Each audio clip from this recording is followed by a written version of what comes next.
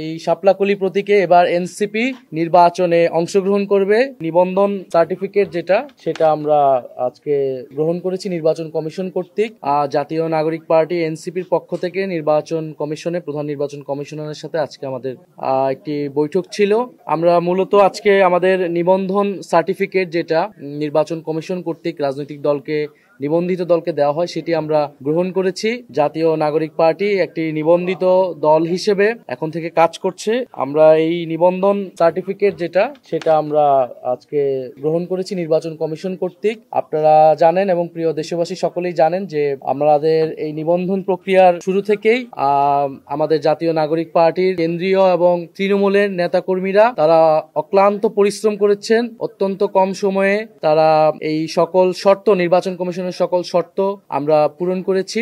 আমি আজকে আমাদের জাতীয় নাগরিক পার্টির সর্বস্তরের নেতাকর্মী যারা কাজ করেছেন এবং এনসিপির শুভাকাঙ্ক্ষী যারা আমাদেরকে নানাভাবে সহযোগিতা করেছেন তাদেরকে আন্তরিকভাবে ধন্যবাদ এবং কৃতজ্ঞতা জানাচ্ছি। নির্বাচন কমিশনকেও আমরা কৃতজ্ঞতা জানাচ্ছি এবং আপনারা যারা আমাদেরকে কভারেজ দিয়েছেন মিডিয়া কর্মী ভাই ও বোনেরা আপনাদেরকে আমরা ধন্যবাদ জানাচ্ছি।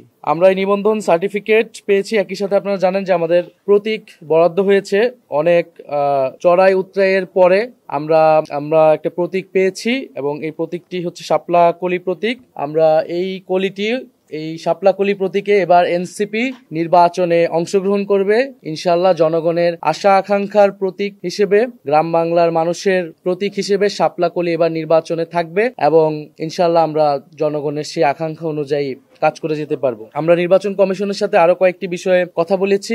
বিশেষত এই নির্বাচন কমিশন সংস্কার প্রস্তাবনা অনুযায়ী আপনারা জানেন যে আরপিওতে পরিবর্তন এনেছে যে প্রত্যেকটা দল তাদের স্ব প্রতীকে নির্বাচনে অংশগ্রহণ করতে হবে এবং আমরা এনসিপির পক্ষ থেকে এই সংস্কার প্রস্তাবনাকে সাধুবাদ জানিয়েছি এবং আমরা মনে করেছি যে বাংলাদেশে বহুদলীয় গণতন্ত্রের চর্চার জন্য এই নিয়মটি প্রয়োজন। প্রত্যেকটা দলকে তার নিজস্ব প্রতীকে নিজস্ব মার্কায় নিজস্ব আদর্শে রাজনীতি করা উচিত। কোনো দলের সাথে জোট বা সমঝোতা হলেও তার প্রতীক আলাদা হওয়া উচিত। কিন্তু আমরা দেখে আসছি যে সরকারকে এবং নির্বাচন কমিশনকে এবং বিভিন্ন প্রতিষ্ঠানকে চাপ প্রয়োগ করা হয়েছে একটি দলের পক্ষ থেকে যাতে এই আইনটি এই সংস্কার প্রস্তাবনাটি বাতিল করা হয় এবং যাতে জোটের সঙ্গীরা অন্য দলের সঙ্গীরা এক মার্কায় নির্বাচন করতে পারে। আমরা এটার বিরোধিতা জানিয়েছি, এখনো জানাচ্ছি এবং আমরা গতকাল দেখেছি যে আদালতে এটা একটা রিটও হয়েছে একটা সেই দলের জোট সঙ্গে আরেকটি দলের পক্ষ থেকে। আদালতকে যেহেতু রাজনৈতিক মাঠে এবং সরকারের কাছ থেকেও এটি আদায় করা সম্ভব হয়নি, এখন আদালতের মাধ্যমে আদালতকে ব্যবহার করে এই সংস্কার প্রস্তাবনাটি বাতিলের চেষ্টা করা হচ্ছে। আমরা নির্বাচন কমিশনকে বলেছি, প্রধান নির্বাচন কমিশনারকে বলেছি যাতে এই বিষয়ে নির্বাচন কমিশনের পক্ষ থেকেও স্ট্রং মেসেজ দেওয়া হয় এবং আইনগতভাবে যাতে তারা এই বিষয়টা ফাইট করে এবং সংস্কারের পক্ষে যাতে থাকে এবং জাতীয় নাগরিক পার্টির পক্ষ থেকে আমরা আইনগতভাবে এই বিষয়ে এই সংস্কারের পক্ষে কাজ করে যাব। দ্বিতীয় আরেকটি বিষয় হচ্ছে যে